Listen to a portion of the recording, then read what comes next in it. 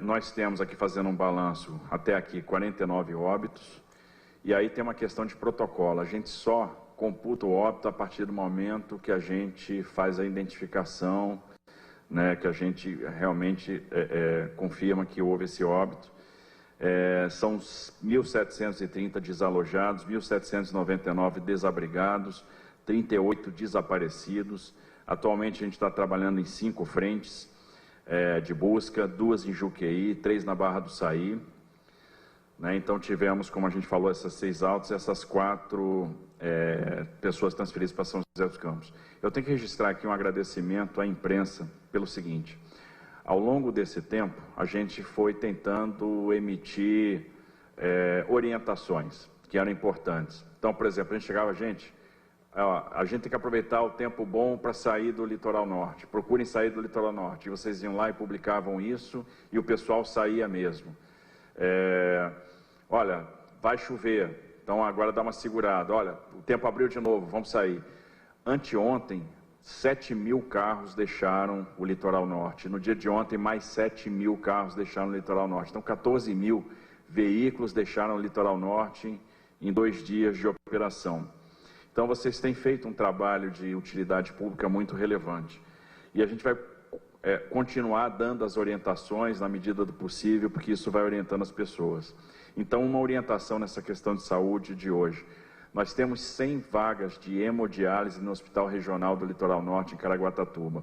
É importante que os doentes renais crônicos possam ir. A gente está tendo, neste momento, 20% de faltosos. Então, é importante que as pessoas compareçam para fazer a sua hemodiálise. Havia dificuldade de acesso, não há mais. A Rio Santos está desbloqueada. Então, é importante que as pessoas compareçam. Se houver necessidade, se as pessoas tiverem muita dificuldade de se deslocar para o Hospital Regional do Litoral Norte, a gente faz a internação, para que a pessoa possa fazer a sua hemodiálise até o momento aí que a coisa vai ficar mais tranquila. Mas está sendo possível fazer essa hemodiálise. No dia de ontem, a gente liberou a Rio Santos também no sentido sul. Então, aquele trecho de quase 1,5 km, que se estendia da Barra do Saí até Juqueí, pegava a região da Praia Preta, a gente conseguiu abrir. Obviamente estamos limpando, tem muita lama, a gente empurrou essa lama para a lateral, estamos levando esse material para botar fora, mas já passa, já temos condição de passar. Então, veículos, a recomendação por enquanto é que a gente faça esse trânsito com veículos de emergência, com veículos de suprimento, mas não vai demorar muito, a gente vai abrir isso para a população como um todo. A gente ainda está circulando em uma faixa, em alguns trechos a gente está andando no acostamento, mas daqui a pouco ela vai estar toda aberta. Ontem eu já vi de Juqueí para cá de carro. E passado esse momento, já que a gente tem uma operação que está em andamento, que já tem fluxo, está na hora da gente começar a olhar para frente, olhar o futuro, porque as pessoas estão se perguntando isso. As pessoas chegam para nós. Ontem está chegando aqui nosso deputado estadual Meca, vem para cá, Meca, vem para cá. As pessoas ontem, uma pessoa lá no Juqueí me abordou e disse assim: governador, eu perdi minha casa. E aí, eu vou ter uma casa? O senhor vai me dar uma casa? As pessoas estão começando eu perdi tudo, o que eu vou fazer? Qual é o dia seguinte? E a gente tem que dar uma pronta resposta. E o que nós vamos procurar tentar fazer aqui é usar esse caso de laboratório para fazer algumas experiências sociais e tentar verificar se a gente consegue ter êxito, se a gente consegue ter um modelo de enfrentamento a esse tipo de crise que seja replicável, que seja escalável. Que se der certo aqui, pode dar certo em uma série de outros locais, principalmente no que diz respeito à desmobilização de pessoas de áreas de risco. E aqui é um caso interessante que você tem uma restrição de terrenos. Você tem uma faixa muito estreita disponível para construção, que é a faixa, você tem então essa faixa do litoral, da praia, para a Serra do Mar, e muitas vezes parte dessa área são áreas de preservação ambiental, áreas de preservação permanente. Então o desafio fica mais complexo ainda, que é encontrar algumas áreas, e isso vai impor de nós o uso da criatividade.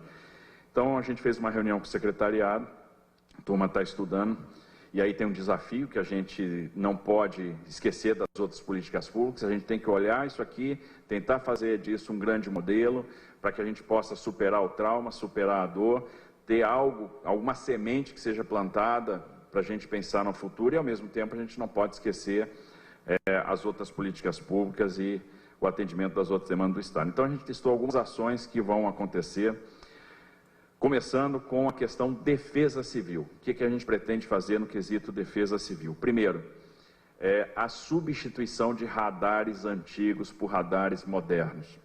Então a gente já tem um centro de previsão da Defesa Civil de São Paulo, que tem funcionado a contento, mas a gente pode melhorar a acurácia do sistema, a acurácia dos modelos. O governo do Estado de São Paulo tem meteorologista, tem analistas de dados, tem um centro que vem funcionando. Nós temos radares operados pela Unesp, que são da década de 70. Os radares, de modo geral, são antigos aqui no Brasil, e a gente vai procurar, então, substituir por radares aí de última geração.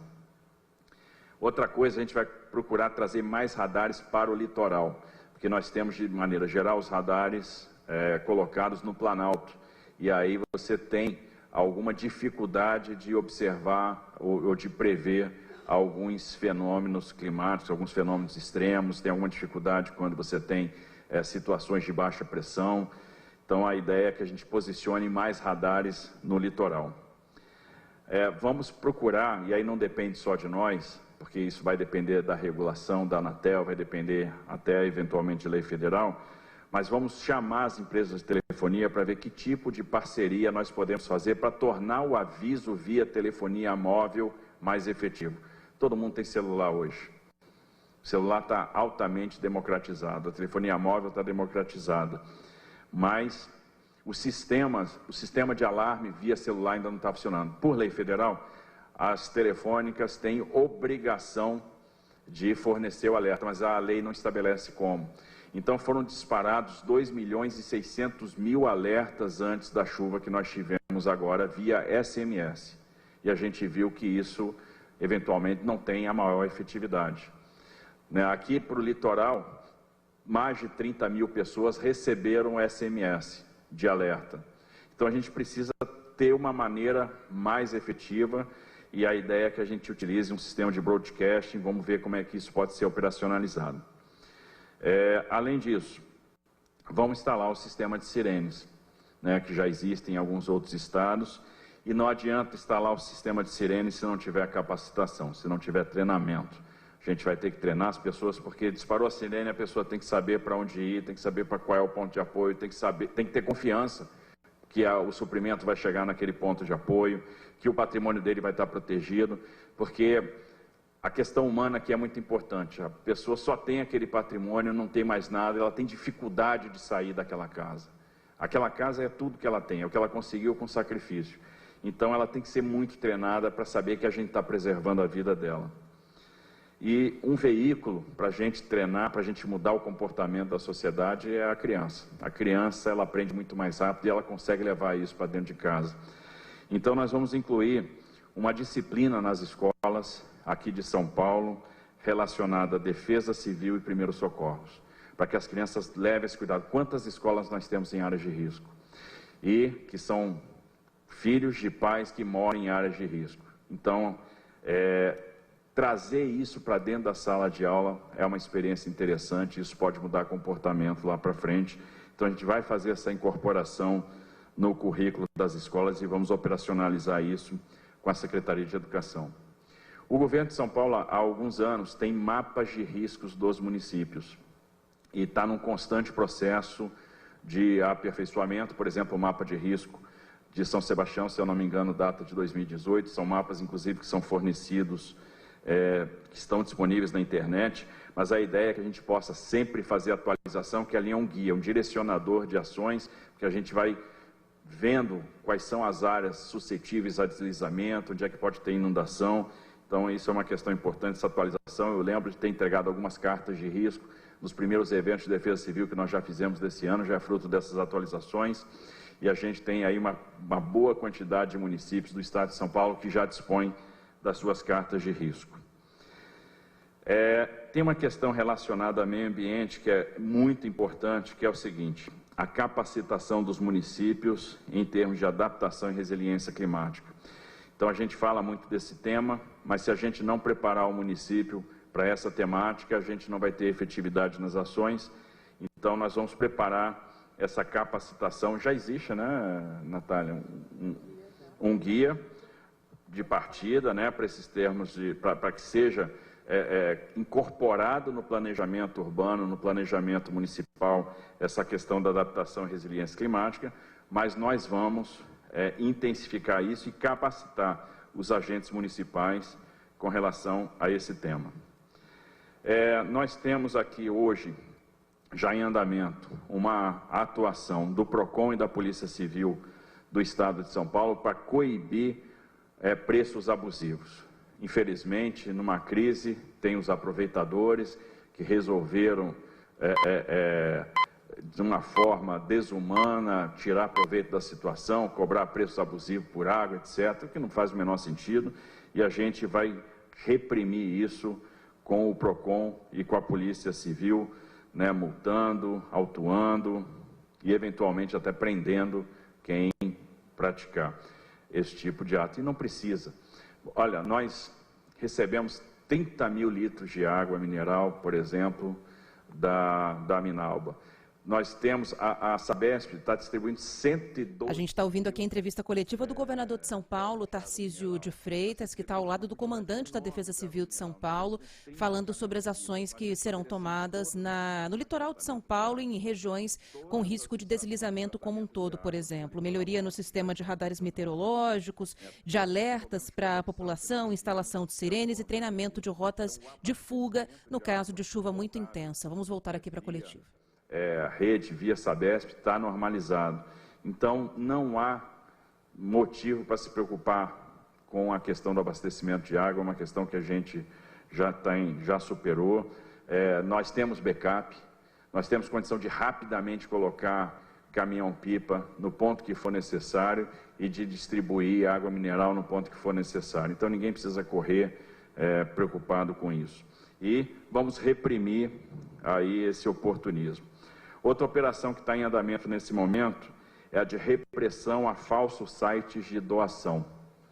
Então, tem gente que se aproveita da tragédia para tentar captar dinheiro. Isso já foi observado também pela Polícia Civil e tem uma operação de repressão a esses falsos sites de doação em andamento. É por isso que, lógico, tem muito voluntariado, é impressionante quantas pessoas estão ajudando. A gente só abriu ontem a Rio Santos, porque nós contamos com os equipamentos da concessionária da Tamoios, né, eles botaram lá imediatamente escavadeiras, nós colocamos, nós tivemos o apoio da concessionária Eco, que botou lá suas escavadeiras, nós tivemos o apoio da Congás, nós tivemos o apoio da Ideal, nós tivemos apoio de outras empresas, eu não sei, Arteres também disponibilizou escavadeira, ou seja, nós nós colocamos lá muitas máquinas e um serviço que poderia levar muito tempo foi feito em algumas horas.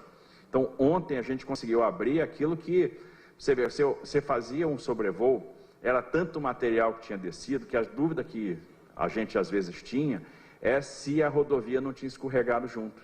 Se aquele material, aquele volume de material que desceu não levou também a estrada. E não levou, a estrada está lá, está íntegra, o pavimento está em boas condições. Abrimos a estrada toda ontem e hoje, se você quiser ir de Juqueí de carro, você já vai conseguir. Então já está aberta a ligação.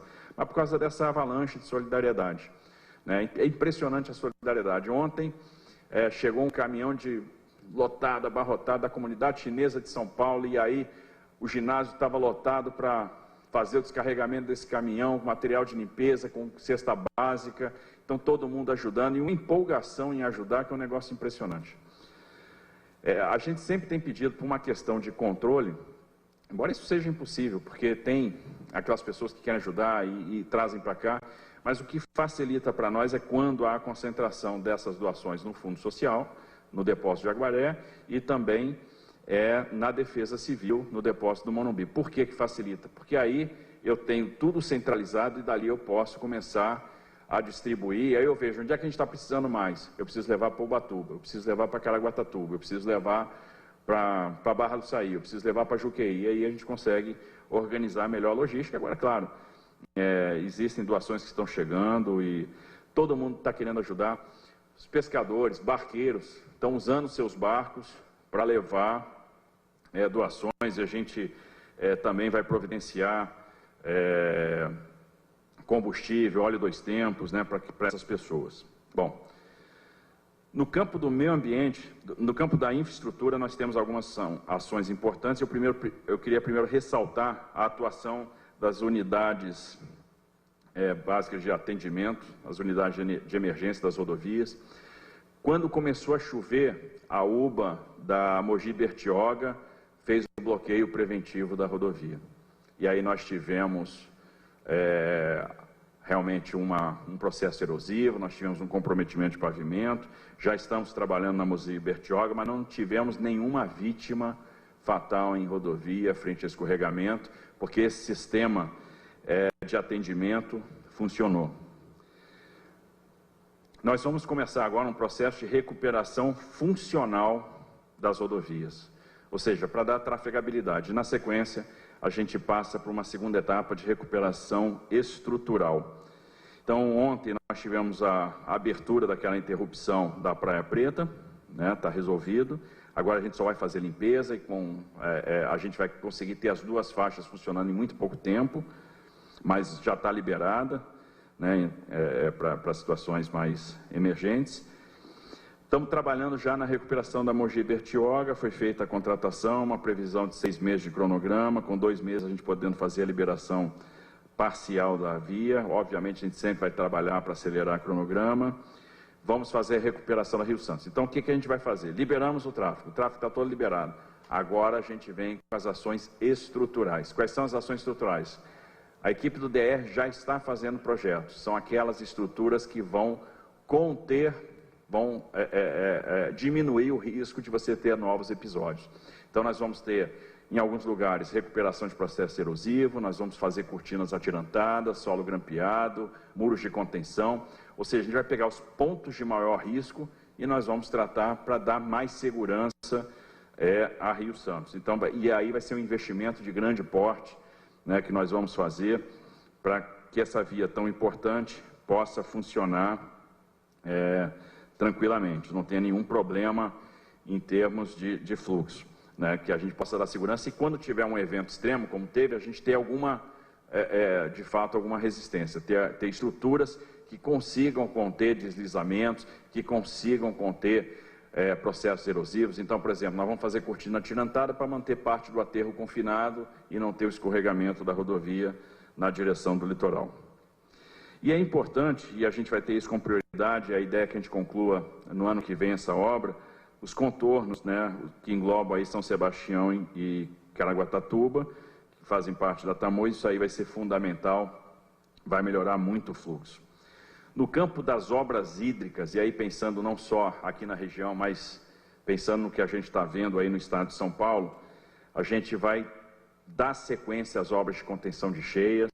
Por exemplo, a gente não ter repetição de eventos como que acontece aqui em Avaré, todo ano tem cheia em Avaré, então vamos fazer a obra de contenção de cheias em Avaré, vamos fazer a macrodrenagem projetada para a região, vamos fazer macrodrenagem em Bauru e vamos fazer ações de desassoreamento do Tietê, desassoreamento do Capivari, ou seja, desassoreamento do Sorocaba, para que a gente não tenha esses problemas frequentes de cheias aí nos corpos hídricos. Bom, tivemos aí esse choque, as pessoas foram acolhidas nos abrigos, mas acontece que o tempo começa a passar, a ansiedade começa a aumentar e a gente está enviando para cá. Está chegando no dia de hoje uma quantidade de 35 profissionais na área de assistência social, na área de psicologia. Então, para a gente dar o suporte, o amparo para essas pessoas no campo psicológico e no campo da assistência social. Na questão do abastecimento de água, então tudo foi reestabelecido, mas a gente não pode se acomodar. Então o que nós vamos fazer? Aliás, cumprimentar a equipe da Sabesp, a equipe do DAE, que fizeram um trabalho extraordinário nesses dias, um trabalho aí de muita dedicação, O pessoal se empenhou demais para verificar pontos de problema e para religar as estações de tratamento de água, mas agora a gente inicia uma fase de diagnóstico das redes, de todas as travessias e das bombas, para verificar se nós não temos alguns problemas que nós eventualmente não percebemos. E vamos manter o backup de caminhões-pipa, ou seja, houve um problema de abastecimento, eu tenho backup, eu tenho caminhão-pipa. Então nós não vamos abrir mão dos caminhões-pipa por enquanto, vamos continuar esse trabalho de diagnóstico, de monitoramento, vamos fazer recuperação das bombas, a gente botou muitas delas para funcionar, mas nós vamos continuar nesse trabalho de recuperação e de manutenção. Com relação à educação, que é uma coisa que preocupa muito, observe que as escolas foram usadas de ponto de apoio. Então, as pessoas estão alojadas nas escolas. A previsão, nós temos 8 escolas aqui em São Sebastião. Uma foi comprometida com as chuvas, então ela foi destruída. Então, o que nós vamos ter que fazer? Que é a Escola Plínio, que tem 454 alunos. O que nós vamos fazer? Procurar uma outra área, fazer projeto e reconstruir a escola. Então, a Escola Plínio vai ser reconstruída. E as outras 7 escolas, a previsão é que elas voltem às aulas no dia 6 de março. Então, a ideia é que no dia 6 de março, as outras 6 escolas possam retornar às aulas. Falei da incorporação da disciplina de Defesa Civil e Primeiros Socorros. A gente, para essas crianças, a gente já está projetando aqui uma forma de fazer a recuperação dos conteúdos perdidos, eventualmente usando também o ensino à distância, mas vendo a melhor forma de fazer o reforço para essa escola que a gente vai precisar reconstruir, que tipo de contingência a gente pode ter, eventualmente se a gente aliviar a pressão no Verde Escola, e aí é algo que tem que ser ainda combinado com o Instituto, usar a própria instalação do Instituto Verde Escola para acolher essas crianças nesse período de reconstrução da escola. Então, de maneira que a gente possa voltar a ter as 8 escolas funcionando. Outro ponto fundamental é a questão da habitação, e aí é que entra aquela questão de transformar essa situação num case e tirando pessoas de áreas de risco, não permitindo que elas voltem para a área de risco. É um esforço que não é, obviamente, só do governo do Estado, vai envolver a Prefeitura, o cumprimento, o endurecimento de um plano diretor, o cumprimento do plano diretor. Endurecimento num sentido, tem que ter flexibilização no outro. Em que sentido? Ora, se eu tenho poucas áreas disponíveis, eu tenho que aproveitar o máximo dessas áreas disponíveis que eu tenho. Então, a gente está discutindo aqui flexibilização de gabarito para construção em áreas seguras. Hoje a gente tem em algumas áreas a possibilidade de construir até 9 metros, a gente quer ver se a gente consegue chegar com a construção até 15 metros. Então a gente teria condição de, numa mesma área, aproveitar mais o terreno e fazer esse aproveitamento. Essa é a grande questão, porque as pessoas que estão... Tem gente que perdeu tudo. Ontem eu saí do Juqueí e a pessoa chegou e disse: governador, eu perdi minha casa. Aí você para pensar, poxa, nós temos que dar casa para essas pessoas e tem que ser rápido, porque as pessoas não podem ficar em abrigo muito tempo, elas têm que voltar à vida normal. Então a equipe já está agora, nós já estávamos trabalhando num plano de habitação para o litoral paulista, para todo o litoral paulista. Isso envolve também a desmobilização de palafitas que nós temos na Baixada Santista, mas temos agora essa urgência. Então, nós, com a Prefeitura aqui de São Sebastião, estamos viabilizando algumas áreas para serem transferidas para a CDHU, para que a gente possa iniciar projetos habitacionais em áreas seguras, fora dessas áreas de risco. Então, a gente já tem no radar uma área na Topolândia, de 9.500 metros quadrados, uma área na Barra do Saí, que fica até próximo ao Instituto Verde Escola, foi até uma sugestão das pessoas que estão lá há algum tempo, e mais 12.000 metros quadrados em Maresias. A gente faria essa transferência para a CHU, para a construção, e nós vamos continuar esse trabalho de busca diária. Agora, como... Tudo bem, nós vamos ter a área e a CDHU vai começar o empreendimento, mas como dar a pronta resposta? Aí a gente vai tentar, vai fazer uma experiência de trabalhar com o que a gente chama de vilas de passagem. Como é que vai funcionar isso? A gente vai fazer a construção de moradias provisórias. O fato de ser provisória para a pessoa. A gente vai construir uma moradia digna, provavelmente germinada, para a gente aproveitar o máximo de área possível. Nós vamos mobiliar essas moradias e nós vamos botar parte dessas pessoas nessas moradias, e aí conforme a disponibilidade de área. Se eu tenho 2.000 metros quadrados, eu faço uma parte de vila de passagem, uma parte eu começo construção habitacional mesmo. Por quê? Qual é a vantagem da vila de passagem? Primeiro, é rápida. Construção rápida, né? A gente consegue construir em muito pouco tempo. Segundo, eu consigo botar as pessoas em algum lugar. Porque você pode pensar, pô, por que você não entra com aluguel social, com auxílio moradia? A gente tem isso no radar. Nós vamos disponibilizar o auxílio moradia, né, um auxílio aluguel. Só que o problema é o seguinte, a pessoa vai alugar o que aqui? Né, você vai ter um problema de oferta. E outra coisa, não adianta você pegar uma pessoa que mora na Barra do Saí e querer jogar ela para Caraguatatuba, porque a vida dela está na Barra do Saí. Essas comunidades, elas são meio, esses bairros, eles são meio estanques, é como se fossem cidades. Você mora na Barra do Saí, vai lá para Bertioga, vou te dar uma... Então, isso pode não funcionar. Então, a gente está com essa preocupação para manter as pessoas onde elas têm a vida delas funcionando. E aí vem essa questão da vila de passagem. A gente tem como viabilizar as vilas de passagem totalmente com a iniciativa privada. Outro dia, a Vale liga e chega para a gente e diz o seguinte, olha, eu estou querendo doar para vocês barco, estou querendo doar para vocês comida, helicóptero, equipamento de engenharia. Eu digo, gente, a gente já tem helicóptero, a gente já tem comida, a gente já tem barco, a gente já tem equipamento de engenharia. Mas vocês estão precisando de alguma coisa? Eu quero ajudar, estou precisando de casa. E aí nós explicamos para eles essa lógica da vila de passagem, que a gente faria essa construção temporária, né, para abrigar as pessoas enquanto a gente está construindo empreendimento. Eles disseram, não, a Vale entra, me diga a quantidade de casas que vocês querem, que a Vale vai bancar. Então, a gente quer aproveitar essa solidariedade para construir essas casas de vila de passagem. Bom, tá aí a coletiva do governador Tarcísio de Freitas, com muitas informações, né? Agora falando sobre possíveis parcerias com a iniciativa privada para a construção dessas tais vilas de passagem, né, Joel? Que seriam áreas de moradia transitória até que a população consiga se transferir para áreas de moradia fixa. Vários pontos foram abordados aqui pelo governador, a gente pode repassá-los daqui a pouquinho para o ouvinte, a gente vai para o intervalo e na volta traz mais informações dessa entrevista coletiva dos trabalhos de busca em São Sebastião. Pode ser? Bora lá então, Aninha.